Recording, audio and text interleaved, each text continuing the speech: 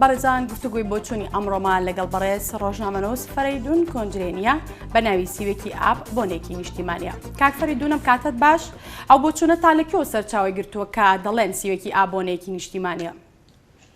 سڵاو باخان، زۆر سپاس. بێگومان هەموو لایەکمان ئەوە دەزانین کە حکوومەتی بەعس و ئەو ڕژێمانەی کە لە ڕابردووە هاتوون بە دوای یەکە نەتەوەی کوردی چەسانەوە هەوڵی ئەویان داوە لە کەمکردنەوەی یاوە داگیرکردنی خاکەکەی و ئەمەی کە لە سیوێکی ئابیشان ڕوویدا ئەمڕۆ ماوەی 20 ساڵە ئەو کارە سادە بەسەر نەتەوەکەمانە هاتووە. کارەساتێکە زۆر لە هەڵەبجە و زۆر لە ئەتوانم بڵێم لە ئەنفال و لە هاوشێوەی 5,000 گوندی هەرێمی کوردستان ڕەچاو دەکرێت بەوەی کە سەرکردەیەکی کورد هەستاوە بەم کارە خودی کەسایەتیەک هەستاوە کە ئێستا لە حکومڕانیە ماوە و بە ئاستێکی دیکتاتۆری لەسەر ئاسی هەرێمی کوردستان بە هیچ شێوەیەک مانای یاسا نازانێت، بە هیچ شێوەیەک مانای هەڵبژاردن و لێکتێگەیشتن نازانێت لەگەڵ لایەنە سیاسیەکان. ئەوەی کە ئەمڕۆ یادی سیوێکی ئابە دەبوایە سەرکردەکانی هەرێمی کوردستان، سەرکردەکانی حیزبەکان هەمویان لەلایەن خۆیانەوە لە مێدیاکانی خۆیانەوە کە بەداخەوە ئەم ساتەوەختە هیچ مێدیایەکی ئازاد نییە، هەمووی بەخشراوە بە حیزب و خەڵکی مەدەنی نەیانتوانیوە دەنگی ڕەوای خۆیان بە تەواتی بگێرن جگە لە لایەنگری حیزبەکان هەرێکەوە لە مێدیاکانەوە. بۆ نمونە پارتی دیموکراتی کوردستان ئێستا لە لای خۆیەوە لە مێدیاکانەوە بە ئاستێکی شکۆمەندی باز لە سیوێکی ئابەکە کە ڕوبەڕوویەک بووە کە فروفێڵێک بووە لە ئاسی کارکردن لە پێناو نیشتیمانەکە.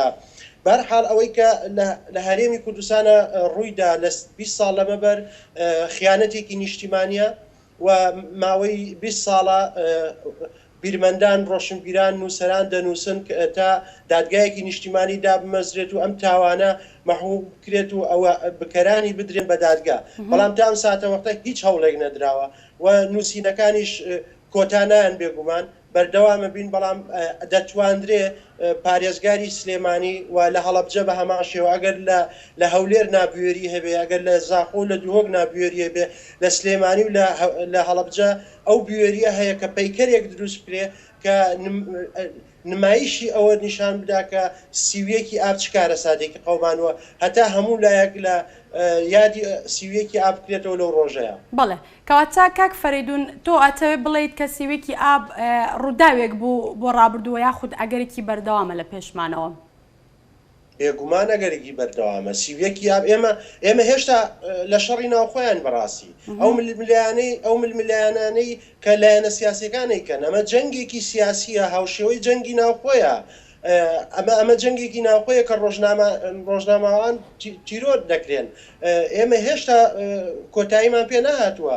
کاتێک ئێمە کۆتایی بە هەموو شتەکانێت دەبێت یەک ڕنگ بین، یەک دەنگ بین، یەک هەڵوێز بین، لە پێناو ئامانجە نیشتیمانەکانە تێبکۆشین، پەرلەمانێکی تەندروستمان هەبێ، حکوومەتێکی یاساییمان هەبێ. ئێمە بێبەرین لەم شتانە، یەک بوون نین، یەک ڕیز نین و بەردەوامیش لە سیوێکی ئابوو لە ئەو خیانەتانەیەن کە لە ڕابردووە ڕژێمەکان بە دوایەکە هێناویان هاتاوەکو بنەماڵی بارزانی. بەڵێ کاک فەرەیدون چ زمانەتێک هەیە بۆی کە سیوێکی ئاپ دووبارە نەبێتەوە و یاخود سیوێکی ئاپ بە ڕەنگ و فۆرمی جیاوازتر خۆی دووبارە دەکاتەوە؟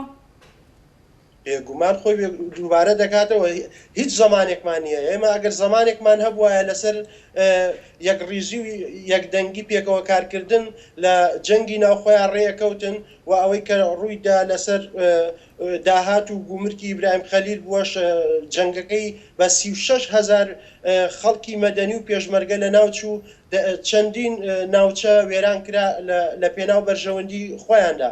بەڵام ئەم دووبارە بوونەوەیە ئەگەرێکی تەواوی هەیە. بۆ نمونە لە 12 ئۆکتۆبەرە ئەوەی کە ڕوویدا پێداگیری پارتی دیموکراتی کوردستان بوو تاوەکو بزوتنەوەی گۆڕان جەماوەر بژوڵێنێت و جەنگێکی ناوخۆ هەڵگیرسێنێتەوە. ئەوەی کە لە 12 ئۆکتۆبەرە ئەنجامیدا پارتی دیموکراتی کوردستان بە فەرمانی مەسعود بارزانی و نێچیروان بارزانی هەمان ئەو هەنگاوە بوو کە سیوێکی ئابێکی کە دروست بێتەوە بە پشتیوانی ئایا حکوومەتی عێراقی بێ یاخود تورکیا بێ، لەلای ئەوان هیچ مەبەستێک نییە، گرنگەوەیە پێگە و شوێنی خۆیان بهێڵنەوە گەشەی پێ بکەن. بەڵێ کاک فەریدون کەواتە سیوێکی ئاب چی بۆ کورد پێ و چی بیری تاکی کوور دەخاتەوە؟ جارێکی تر بگورە وتمان کە سیوێکی ئاب چی بۆ کورد پێ و چی بیری تاکی کوور دەخاتەوە؟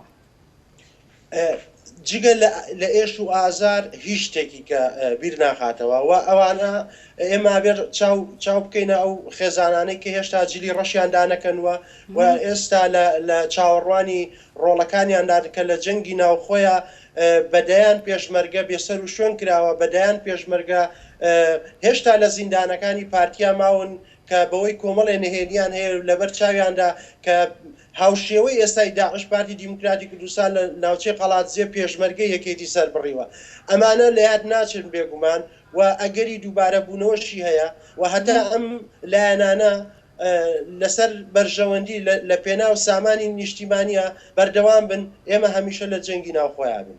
بڵێ ڕۆژنامەنووس فەریدون کونجرێنی سوپاس دەکەین کە ئەمڕۆ میوانی بەرنامەکەمان بووی.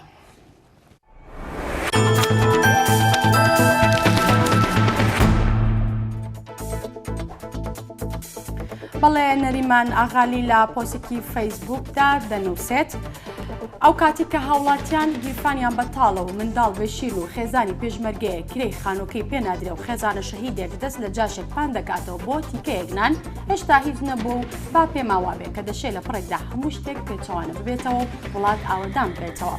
بەڵام ئەو کاتی کە ئایدۆلۆژیا و گروپ و فکرێک و ڕەوتێک یان میدیایەکی کوردی بە ئاشکرا و زۆر بێشەرمانە ئەو جۆرەی لە جاشایەتی بەڕاشکاوی بەیان کرد کە لە ڕۆژاوای کوردستان داعش و شەڕبانان لە یەک بازنەدا بە تیرۆریست ناوبنێ و توانی ڕۆژی داهاتوش بەردەوام بێت ئەو کات بترسە و ڕێک ئەو بزانە کە شتێک لە ناوەی تاکی ئەو مەملەکەتدا شکاوە. بەڵێ شکانێک کە درزەکانی زۆر قۆڵ ڕۆشتون.